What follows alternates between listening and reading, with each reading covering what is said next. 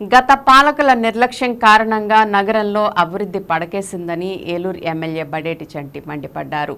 పారిశుధ్య నిర్వహణ విషయంలో అలసత్వం వహిస్తే సహించేది లేదని సిబ్బందిని ఆయన హెచ్చరించారు.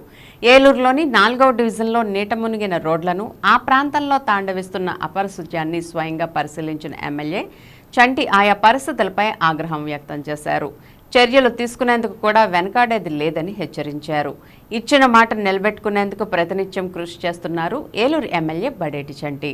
ఎప్పటికప్పుడు ప్రజా సమస్యలు స్వయంగా తెలుసుకోవడం, వెనువెంటనే నియోజకవర్గంలోని ఆయా ప్రాంతాలకు చేరుకోవడం, అధికారులను సిబ్బందిని అప్రమత్తం చేస్తూ వస్తున్నారు ఆయన.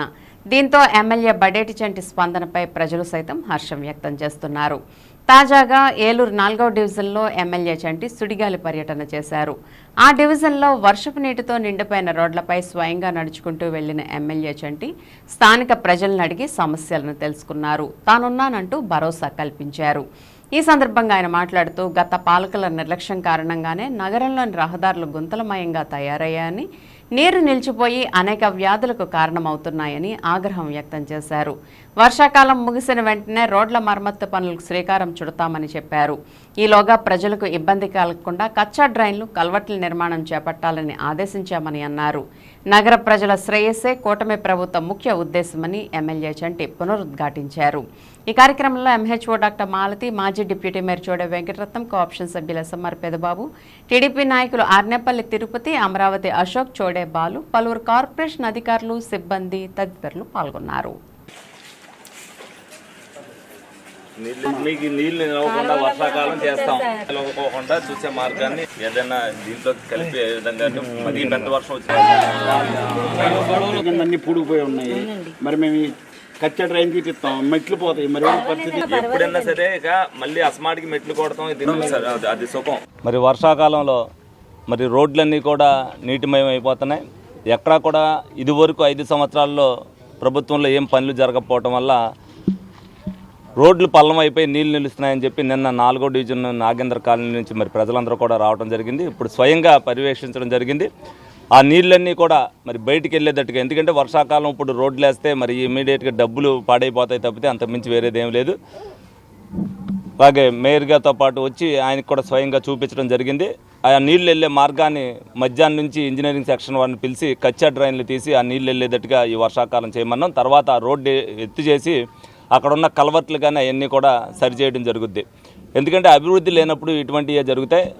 మరి అన్నీ కూడా ఇప్పుడు వర్షాకాలం అవడం అన్నీ కూడా మరి కొత్త ప్రభుత్వం రాతో అన్నీ బయటపడుతున్నాయి. అన్నీ కూడా సరిచేయించవలసిన బాధ్యత మా మీద ఉంది. అందుకనే మరి అక్కడ ఏదైతే ఉందో ఇబ్బంది, ఆ ఇబ్బంది ఉన్నప్పుడు మనం స్వయంగా చూస్తే బాగుంటుందనే ఉద్దేశంతో వాళ్ళ స్వయంగా చూడటం జరిగింది. దాన్ని ఇమీడియట్గా రెక్టిఫై చేస్తాం. ఇంకా ఎక్కడన్నా ఉన్నాయి కూడా మా వాళ్ళందరూ కూడా మాకు చెప్పడం జరుగుతుంది అక్కడ. ఎందుకంటే చిన్న చిన్న ఇబ్బందులు లేవు, కానీ అవి కూడా రేపు రాబోయే రోజుల్లో 2 నెలలు వర్షాకాలం ముగించడంతో ఆ రోడ్లన్నీ కూడా ఏవైతే వర్షానికి ఇబ్బందికరమైన రోడ్లన్నీ కూడా ముందు చేపట్టి వాళ్ళందరికీ కూడా ప్రజలకు ఏ ఇబ్బంది లేకుండా చేసే బాధ్యతను మేము తీసుకుంటామని సందర్భంగా మీ అందరికి కూడా తెలియజేయడం జరుగుతుంది. స్థానిక 4వ డివిజన్లో మారుతినగర్లో మరి గౌరవ శాసనసభ్యులు చంటి గారు, అట్లాగే చోడే వెంకటరత్నం గారు, మరి స్థానికంగా ఉన్నటువంటి నాయకులు అందరి సమక్షంలో మరి ఈ రోజున గత వారం రోజుల నుంచి పడుతున్నటువంటి వానలను దృష్టిలో ఉంచుకొని డ్రైన్లో ఏదైతే నీరు పొంగి రోడ్ల మీదకి వచ్చి ఇబ్బందికరమైనటువంటి వాతావరణం ఏలూరులో ఉన్నది. మరి ముఖ్యంగా ఏలూరు నగరంలో విలీనమైనటువంటి 7 పంచాయతీల్లో కొంచెం అభివృద్ధి తక్కువ అవడం వల్ల మరి వర్షాకాలం చాలా ఇబ్బందులు పడుతున్నాయి. మరి నగరపాలక సంస్థ మరి అనేక రకమైనటువంటి చర్యలు ఎప్పటికప్పుడు తీసుకుంటుంది. మరి ఇవాళ ఎంహెచ్ఓ గారు, శానిటరీ ఇన్స్పెక్టర్, మేమందరం కూడా శాసనసభ్యులు వారు మేమందరం కూడా ఇక్కడికి వచ్చి మరి ఇవన్నీ విజిట్ చేయడం జరిగింది.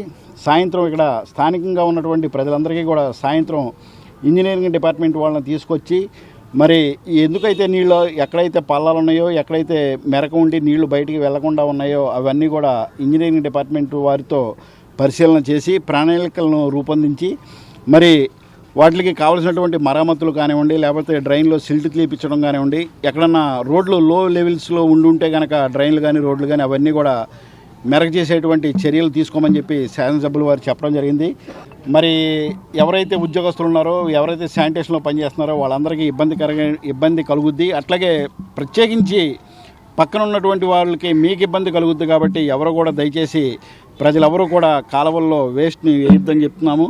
అట్లాగే నగరపాలక సంస్థ తరపున ఏదైతే చర్యలు ఈ వానాకాలంలో నగర ప్రజల కోసం తీసుకోవాలో ఆ చర్యలన్నీ తీసుకోమని చెప్పి ఈ రోజున శాసనసభ్యులు వారు చెప్పడం జరిగింది. ఖచ్చితంగా వారు ఆదేశాల మేరకు మరి కార్పొరేషన్లో పనిచేస్తున్నటువంటి ఉద్యోగస్తులు పాలకవర్గం మేమందరం కూడా ఖచ్చితంగా మరి ఇవన్నీ చేసి ప్రజలకు అందుబాటులోకి తీసుకొస్తాము. ప్రజలు కూడా సహకరించాలని చెప్పేసి మేము కోరుకుంటున్నాం.